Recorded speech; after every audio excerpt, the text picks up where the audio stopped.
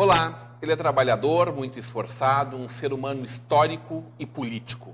Natural de Cachoeira do Sul, filho do seu Hélio e da dona Zanir, é o entrevistado de hoje.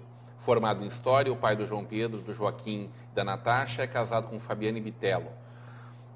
É o atual diretor de comunicação da Prefeitura de Novo Hamburgo. Gosta de política, ler, ver filmes e viajar. Com um estilo de vida simples, tem como projetos para o futuro iniciar um mestrado em ciência política e continuar atuando em governos que desenvolvam economicamente e promovam justiça social.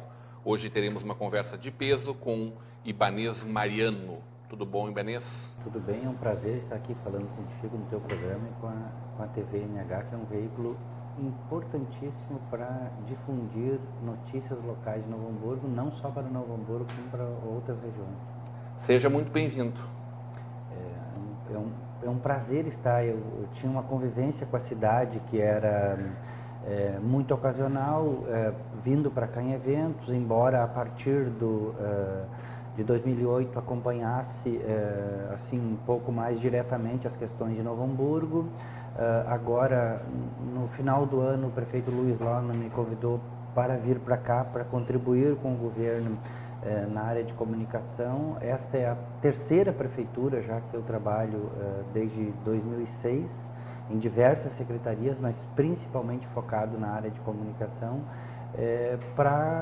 O prefeito Luiz me convidou para vir para cá para contribuir, porque nós precisamos aprofundar melhor algumas ações que a prefeitura está fazendo pela cidade, para que elas, através de vocês, do teu veículo, elas cheguem na população e a população perceba o quanto de ações que estão sendo feitas em Novo Hamburgo. Fala em publicizar aquilo que é feito por uma administração. Publicizar, noticiar, o próprio viés da notícia. Nós temos coisas, marcas extraordinárias em Novo Hamburgo. Por exemplo, uma cidade que viveu a crise do calçado, que essa cidade viveu, que teve reflexos em toda a região, inclusive São Leopoldo. Eu sou de um local de São Leopoldo, no bairro Santa Teresa, onde linhas de ônibus foram estabelecidas nos anos 70, anos 80, para trazer os trabalhadores para as fábricas de calçado de Novo Hamburgo. Isso tudo hoje, depois de 94, principalmente, parou de existir. E hoje a cidade, ao contrário disso, ela vive uma situação de pleno emprego, né? E este pleno emprego, ele movimenta não só a economia da cidade, a questão, enfim, financeira, mas ela deu perspectiva para vidas que estão aqui, que vieram para trabalhar nas fábricas de calçado, assim como os alemães, que agora estamos completando 190 anos, que vieram para cá para trabalhar e, junto com outras etnias, construíram esta Novo Hamburgo, referência do Brasil, que é essa cidade hoje. Então, viver esse momento de pleno emprego é um momento de recuperação de expectativas, de recuperação de vidas, e em que ele é um processo que, da forma como ele ocorre, ele é positivo para todos na cidade, né? Eu tenho um exemplo que eu tenho citado muito nas conversas que faço, que é o Pronatec. O Pronatec, ele é de uma, que é o exemplo mais recente, né? Ele é de uma capacidade extraordinária do ponto de vista da afirmação da capacidade das pessoas. Tem um dado que é muito interessante, que é o seguinte, Rodrigo e pessoal. O Estado do Rio Grande do Sul capacitava até 10 anos atrás, 15 anos atrás, 4 mil pessoas por ano. Hoje, só o Estado do Rio Grande do Sul, hoje só Novo Hamburgo vai capacitar pelo Pronatec 3 mil pessoas. Mas nisso tem um trabalho do prefeito Luiz e do governo municipal de ir procurar os setores específicos do empresariado e organizar com eles as demandas que eles têm, para que essa demanda seja absorvida pelo Pronatec e pelos cursos do Pronatec. A gente fala de formação de mão de obra. De mão de obra, das mais diversas situações, as padarias que se reúnem, os supermercados que se reúnem. É um processo de organização social e econômica que é feita a partir desse programa, que trabalha o público e o privado, a ação pública e a parceria privada de uma forma maestral magistral, desculpe, e a população e os empresários, enfim, todos os trabalhadores e empresários são beneficiados com esse programa. Da mesma forma, poderia citar o Brasil Sem Miséria, em Novo Hamburgo, que atinge em torno de 12 mil famílias, né? E que tem situações neste programa, modos de funcionamento, por exemplo, a busca ativa, em que tem um acompanhamento feito das famílias, e não é só como se usava antigamente, resolver o problema momentâneo ou dar a esmola. Muito pelo contrário, o programa tem uma estruturação, uma organização, em que ele mexe em todo um padrão de relação existente entre o Estado e a sociedade, principalmente os mais necessitados, nesse caso do Brasil Sem Miséria.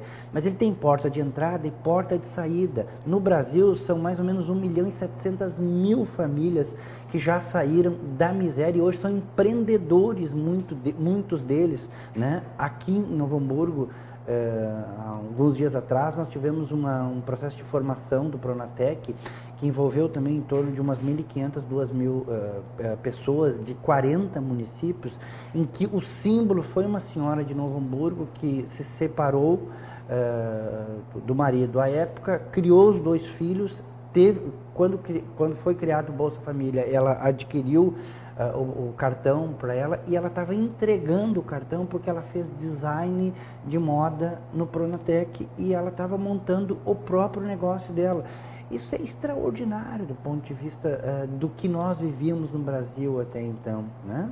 Então, essa é a crítica que a oposição faz, de que esse é um programa que mata a fome. Então, tu está dizendo que esse é o contraveneno. Não confere isso na vida. É um programa aplicado em mais de 60 países. O Pronatec é o ensinar a pescar. Sim. O Brasil Sem Miséria e o Pronatec, o Brasil Sem Miséria é aplicado em mais de 60 países e é recomendado pela ONU. O Pronatec é o maior programa de formação profissional da história do Brasil. Vamos fechar 8 milhões de vagas no Brasil agora até o final desse ano. A meta para o próximo período é 12 milhões de vagas. Muitos economistas pessimistas e outras pessoas que não conseguem entender a geração de emprego num mundo em crise, enquanto o mundo desemprega 60 milhões de pessoas, o Brasil vai atingir 20 milhões, já passou, desculpa, de 20 milhões nos últimos 12 anos, né? Mas por que as pessoas não entendem? Porque esses programas, eles eram inexistentes no Brasil até pouco tempo atrás. E eles são hoje realidade, uma realidade que é capilarizada em toda a sociedade, que pega desde o Estado, o empresário que necessita de mão de obra, que muitas vezes via o seu empreendimento não avançar porque ele tinha que qualificar, além do investimento que ele tinha que fazer no seu negócio, ele tinha que qualificar a mão de obra. Hoje não, o Estado participa disso com o Sistema S, com o próprio empresário, com a parceria dos municípios, né, o Estado brasileiro, e com a parceria dos governos estaduais. Em todos os lugares tem notícia, formatura do Pronatec tem inscrições, desde o jornal do bairro, aquele que possa encontrar no Nordeste, aqui no Sul, no Sudeste, no Centro-Oeste, até aqui em Novo Hamburgo, que é uma das cidades que tem a marca de maior número de vagas e de formandos no Pronatec no estado do Rio Grande do Sul, e uma das maiores vagas, maiores números de alunos e formandos no Brasil também. Então não é pouca coisa isso que está acontecendo, né? E eu estar em Novo Hamburgo, sob o comando do prefeito Luiz Larman, num governo que faz isso, que promove essas mudanças, que vem de um ciclo já de um segundo governo, num momento em que nós estamos vivendo de muita crise, a maior crise econômica da história do mundo, de toda a história da humanidade, nós estamos vivendo nesse momento. Mesmo assim, o Brasil consegue potencializar as suas capacidades. Novo Hamburgo tem essa sintonia, graças à atuação do prefeito Luiz Larman. Então, não é pouca coisa isso que está acontecendo para nós, entendeu? Então, tem uma questão que é sempre importante frisar, que é a seguinte, assim, Não só por ter participado da fundação do PT, por ter sido acompanhado a primeira geração de petistas, eu tinha 9 a 10 anos quando foi fundado o PT, eu tinha um carrinho de plástico, eu botava ali no bolso, acompanhava as reuniões, Miguel Rosseto, que hoje é ministro, ali de São Leopoldo, o próprio Luiz. Em alguns momentos a gente nos encontrávamos assim nos anos 80, eu era um menino, né? Então quando eu cansava das reuniões, eu tirava o carrinho a brincar na areia, lá no bairro dos Sinos, em São Leopoldo. Mas não só por ter feito parte disso, é porque os governos que nós atuamos, que nós fazemos parte, eles cumprem o papel de governar e governar para todos, mesmo em momentos de crise como esse. Há pouco tempo atrás, por sinal, o Brasil já estaria, qualquer sopro do mundo, primeiro a quebrar o governo e depois o país quebrado. Hoje me chamou muita atenção, na primeira oportunidade que nós conversamos, Vanessa, tu me disse, eu venho para fazer uma comunicação mais efetiva com a sociedade e através dos veículos, mas eu vim também para ouvir. Essa é uma mudança de paradigma dentro do próprio PT, que veio lá de trás, de uma formação onde falava muito mais do que gostaria de ouvir, né? Quando é que foi essa mudança de mentalidade? Ou é uma leitura errada, equivocada minha de história? Não.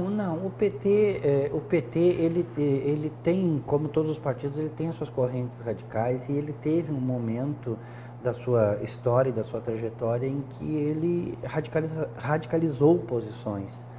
O Lula próprio, o presidente Lula, o ex-presidente Lula, faz algumas autocríticas desses posicionamentos, né? Que nós tivemos. Nós fomos aprendendo na trajetória. O homem se forma na trajetória. O ser, a sociedade, ela se forma e se conforma também na sua própria trajetória. O PT, sim, teve momentos de radicalização, mas não esqueça que nós vivíamos um contexto em que nós estávamos na onda da Guerra Fria. E a supremacia dos Estados Unidos sobre a América Latina era tão forte, era tão pesada que não reconhecia certos posicionamentos políticos. Então o PT foi agregando pautas, né, que não faziam parte da trajetória do país. Muitas dessas pautas, por sinal, nós como governo tivemos que aplicá-la. Por exemplo, a questão da mulher, por exemplo, a promoção da igualdade racial ou o combate ao racismo. Enquanto política de partido é um combate ao racismo, enquanto governo a promoção da igualdade racial, agregar as demais etnias que algumas estavam ainda em condição, né? Nós vivíamos num país, até 12 anos atrás, não dá para esquecer, em que ele era um país para 20, 30% das pessoas. Hoje, 100 milhões de pessoas nesse Brasil se movimentaram econômica e socialmente. O número de pobres extremos hoje no Brasil, que foi sempre maior do que o número da classe média, hoje a classe média é maior, inclusive no Nordeste, do que o de pobres extremos. Então, nesse processo de radicalização que houve nos anos 80, o PT também foi aprendendo. Porque uma coisa é enquanto partido, o PT enquanto partido, ele é um partido que defende radicalmente as suas posições aí, mas os petistas que participam de governos entendem que tem que governar não estão governando só para a classe trabalhadora, embora ela precise muito, só para os excluídos, embora sejam os que mais precisem, certo? Também enxerga os outros setores, também dialoga com os outros setores. E estes dois exemplos que eu te citei, fora outros, Minha Casa Minha Vida, por exemplo, nós estamos agora nos próximos dias com a Construsul em Novo Hamburgo, um evento extraordinário que vai trazer para cá mais de 70 mil, praticamente, empreendedores para a cidade. 1/3 da população da cidade vai visitar ou afluir para aquele espaço da FENAC nos próximos 7 dias, basicamente. A Construsul, ela ganhou o peso, ela é a segunda maior feira do país. O prefeito Luiz negociou para trazer ela para cá e ela veio da FEX, né, para cá. Ela tem esse peso todo, essa importância toda, porque existe o maior programa habitacional da história do país, que é o Minha Casa Minha Vida, que tem a primeira meta era somando toda, dava em torno de 3 milhões de casas, agora vamos atingir 5 milhões no próximo governo. 1.700.000 casas, das quais e habitações já entregue. esse programa, ele foi feito a partir do diálogo com o setor da construção civil, certo? Que é um dos setores de grande empregabilidade. Aliás, a empregabilidade ela é tão grande hoje que, em muitos casos, você não consegue o pedreiro e o marceneiro para trabalhar. Exemplos são as obras em alguns estádios que foram feitos no período pré-Copa, inclusive. Se você fosse ali no estádio do Grêmio ou no próprio estádio do Inter, os operários eram do Nordeste, não eram daqui mais, porque os daqui estavam praticamente todos ocupados no volume extraordinário de obras que o governo federal, junto com o governo do estado e os municípios, tem no estado do Rio Grande do Sul e também em Novo Hamburgo. Eu tenho uma soma assim que não é uma soma precisa, tá? Mas hoje esta parceria traz para Novo Hamburgo em torno de 250 milhões de reais que estão sendo investidos nessa cidade hoje, inclusive para recompor um atraso histórico que ela vivia, que é o atraso do tratamento do esgoto. Em função do debate que ocorria entre a Corsan e a criação da Comusa, que levou anos isso, a cidade ficou com 2% de esgoto tratado. Ela vai atingir um dos maiores índices do Brasil nos próximos anos, vai atingir 82%. Então, toda essa parceria, nós entendemos que deveríamos articular nos governos, né? Nos nossos governos. Então, sim, o PT continua o mesmo. A forma do PT discursar sobre as coisas ou sobre as situações que ele lida no país, eles envolvem essa situação de nós sermos governo, mas envolve também uma situação que é de mudança da realidade socioeconômica do país. E isso causa grandes amores e desamores. Sem dúvida. Quero conversar sobre isso e outros assuntos contigo, mas logo depois do nosso intervalo. A gente volta em seguida para uma conversa de peso com o Ibanez Mariano.